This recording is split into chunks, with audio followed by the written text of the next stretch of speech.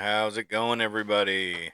It's been a little while since I've really made any content. I did do a video the day after Charlie Kirk was killed, and um, it's 2 weeks. I believe today is Wednesday, so it was 2 weeks ago today.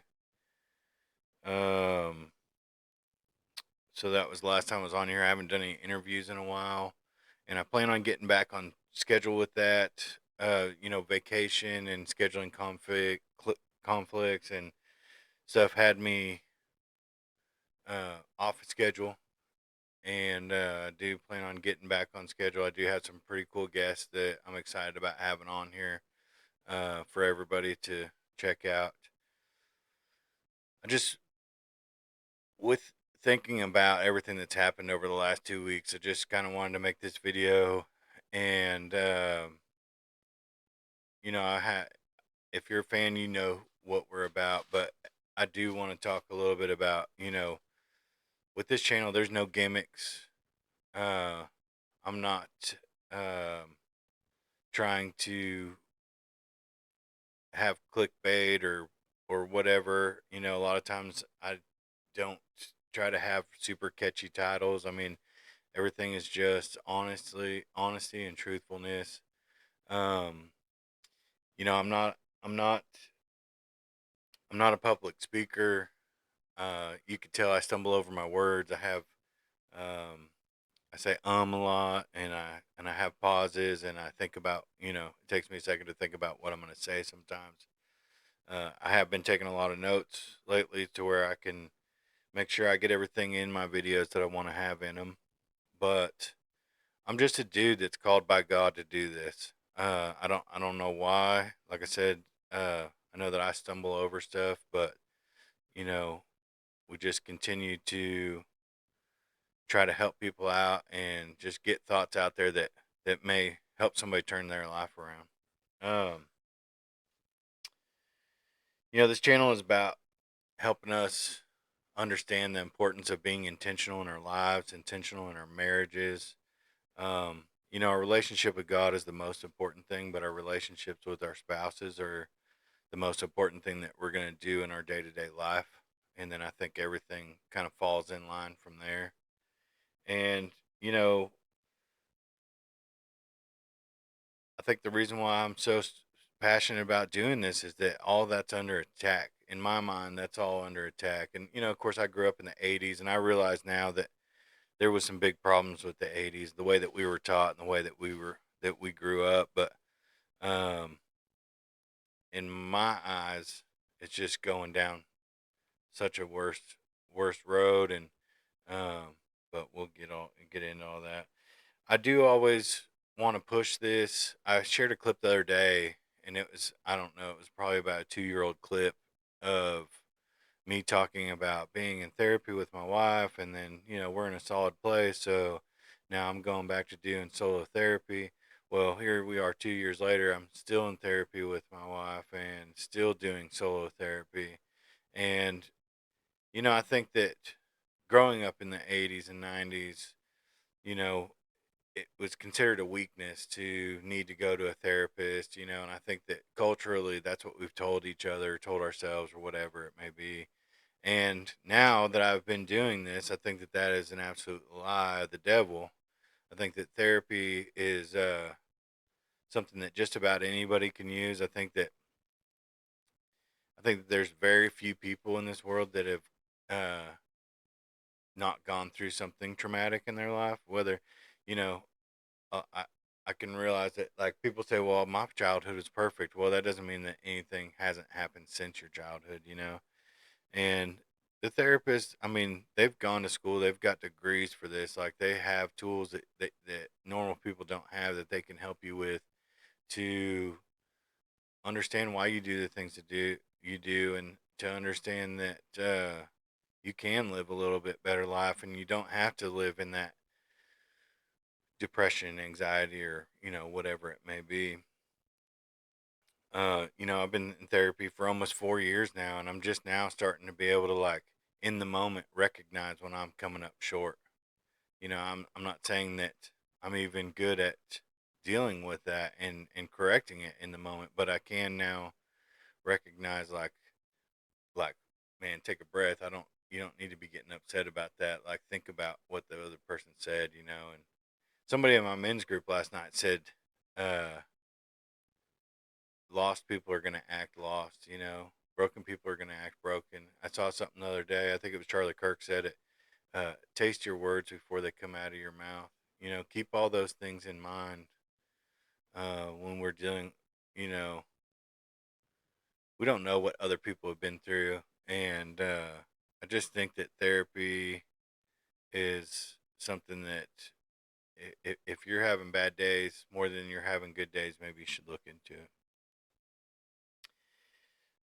So 2 weeks ago, Charlie Kirk was assassinated, and um, my message that I put out the day after was, not to repay evil with evil, and because I was really worried about what was about to go down.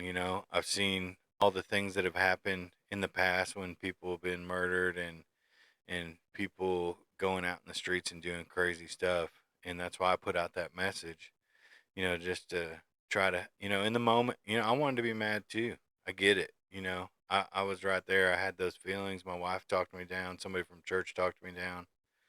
Um,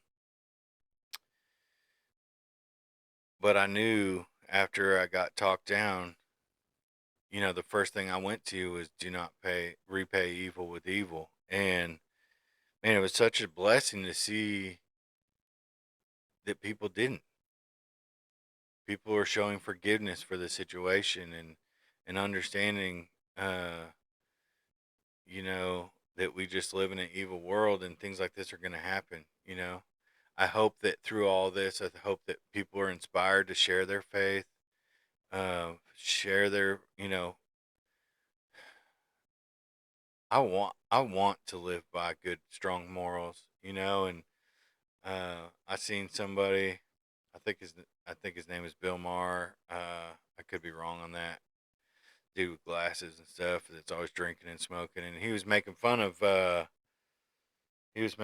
Texas wanting to put the Ten Commandments in back in schools, and uh, I'm like, man, why would we want to make fun of having good morals? It's like people are following this, going down this such a negative road these days that bringing some of that back a little tighter to the chest, and just understanding it better and feeding it to our children.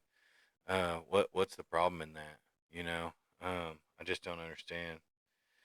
I definitely feel like if this, we sometimes we talk about spiritual warfare. I mean, um, anybody that doesn't understand spiritual warfare should look into it. I think that it's a real thing, but uh, I think that if this assassination was a plan of the devil, it definitely didn't work. And I think that other people of faith and people that are not of faith have said something similar.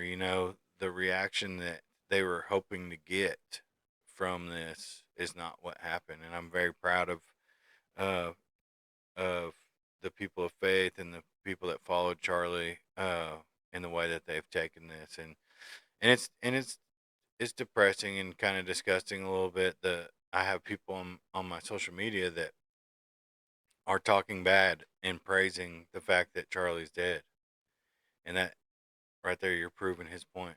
You know what I mean? You're showing the evil that he was speaking out against.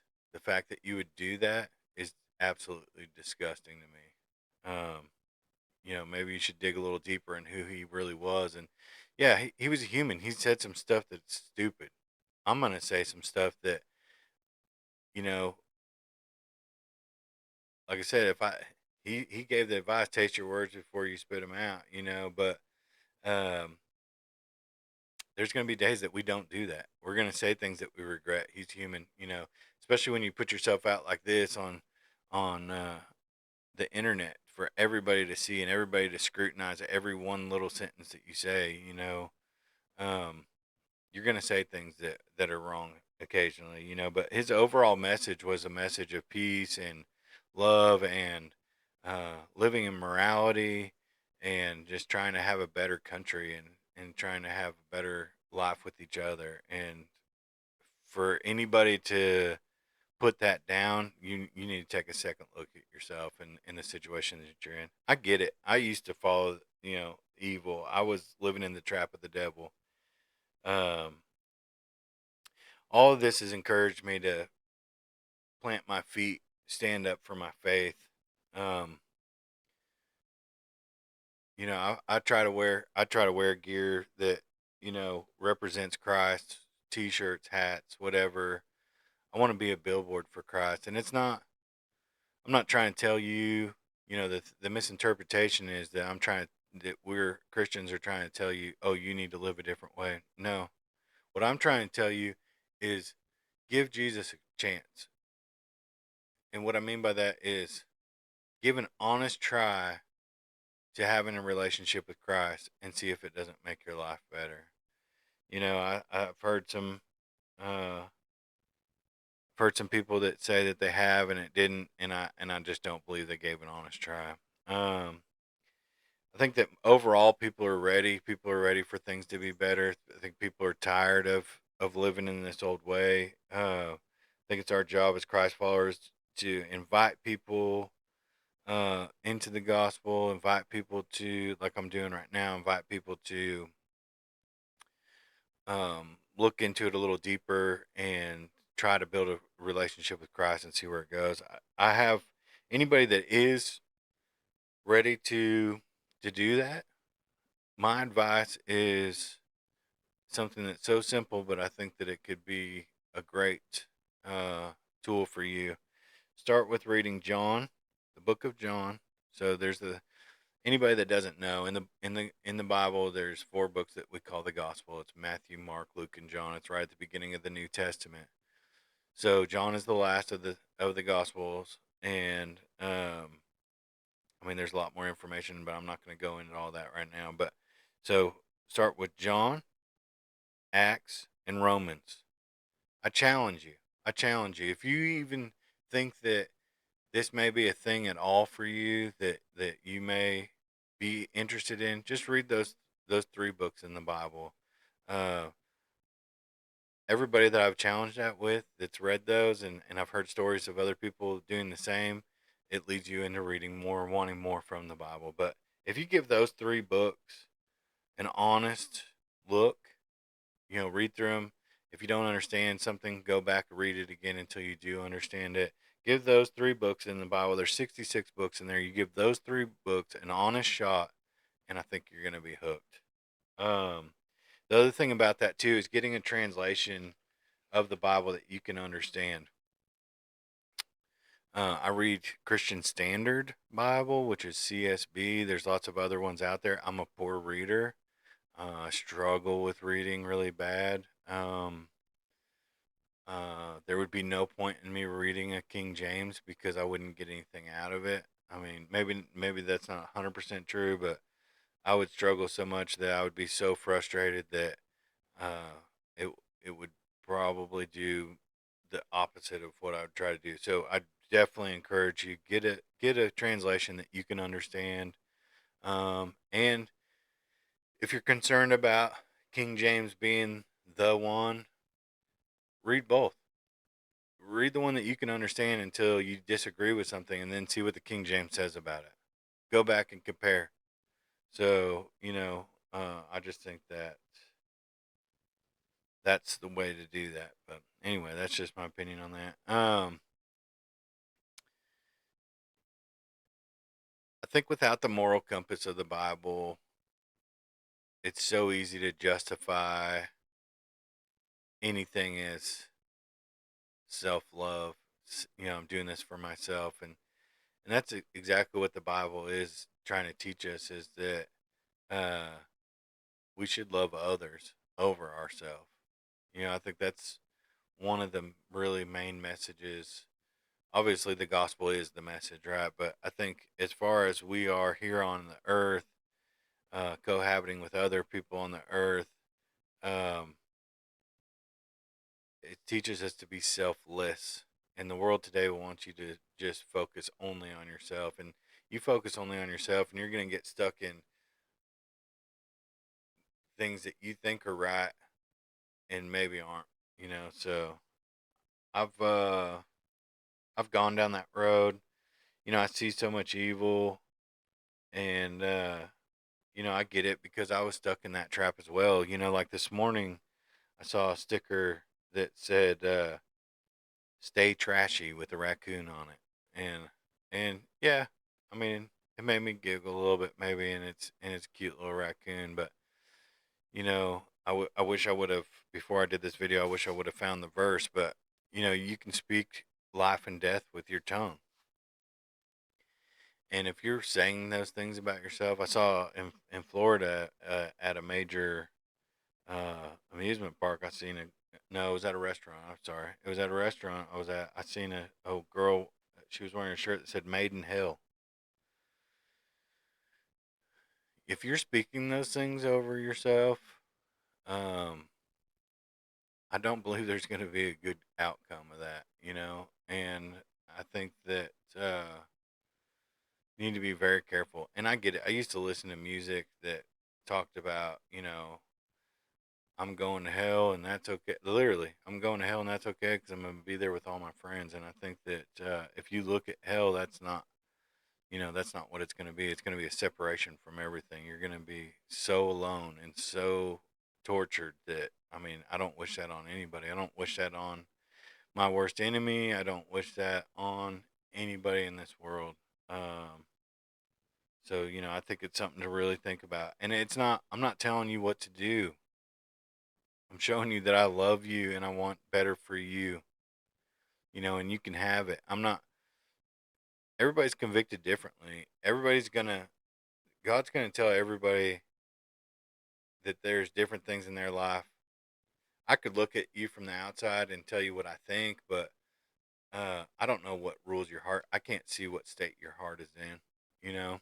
Um, God is the one that can, and the Bible is the way that you get convicted to let go of those things that God didn't intend for you, and then start living the life that God intended for you. Um, you know, and you can't control what people do. I think this is such an important lesson. I've learned this in therapy, but it just resonates over and over again. You can't control what people do. You can only control how you react to it. And um, say like somebody slandering Charlie now that he's dead. Um, man, maybe you didn't like his opinion on things, but to make fun of somebody that died for their opinion, that's pretty low. I think that's just my opinion. Uh, you know, and I think, man, anybody that would do that obviously is struggling in life, and um, I just hope that you can find a way to turn that around. Um,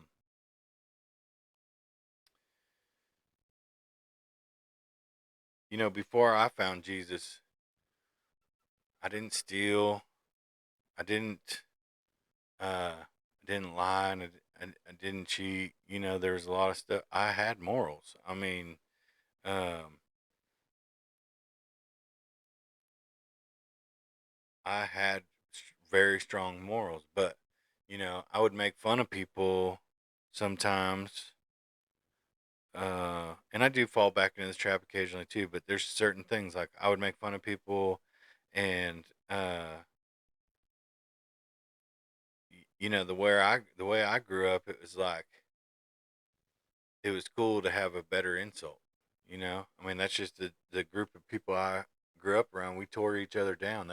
It was funny, you know, and we looked at it as a fun thing. But you don't realize that you're destroying people by doing that, you know. And I didn't think anything of it, you know. And then also, I'll be sharing a clip of something that I said too in one of my past projects that I didn't realize the amount of anger before I found Christ. I didn't realize the amount of anger that I had in me and that would come out of me, whether it be just cussing, whether it be road rage, whether it would be just flying off the handle for no reason in a small argument.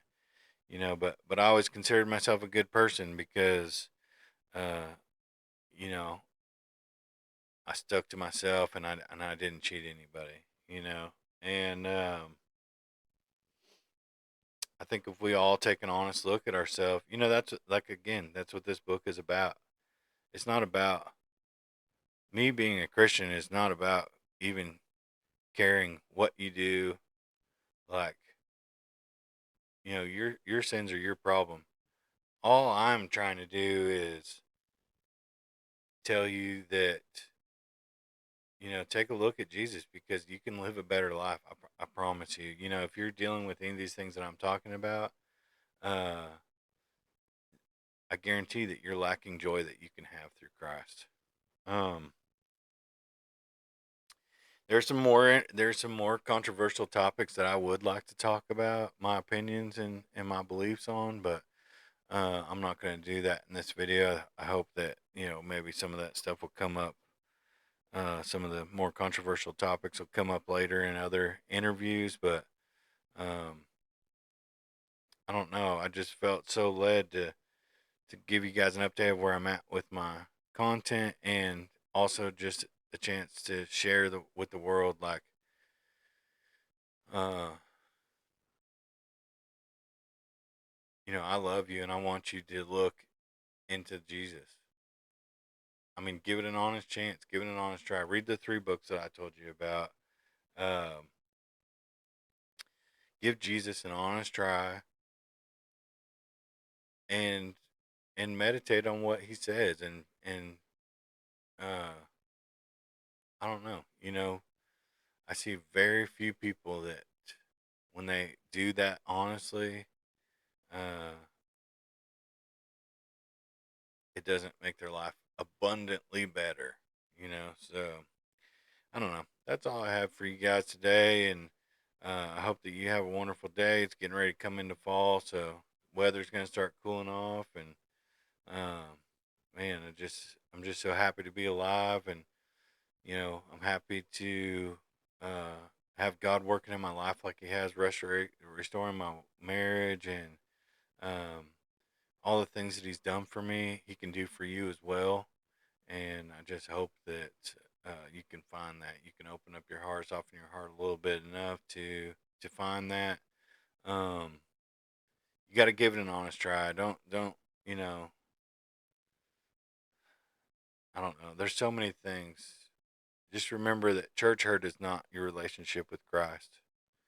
Um, people will always let you down. Uh, one of the center verse in the Bible is like Psalms 118:8, I believe. I'm probably messing this all up, but you can Google it and find it. But I'm paraphrasing. Put your trust in the Lord, not in man. And that center verse is like, it's in the heart of the Bible. We need to put it in our hearts. Our trust is to be in God. The people around us are gonna hurt us. They're gonna disappoint us. I mean, the people that love you the most are probably gonna hurt you the most. I mean, that's just human nature. That's the evil that's in this world. That's how it works. So if we want any chance of living a truly joyful life, we need to put our trust in God. I love you guys, and that's all I got for you on this. And hopefully see you soon with another interview. I'm not sure who's going to be on next, but I got a couple really good ones that I'm excited about. So, like I say here all the time in Garage Ministries, we're just trying to help you live a little bit better life. Have a good day.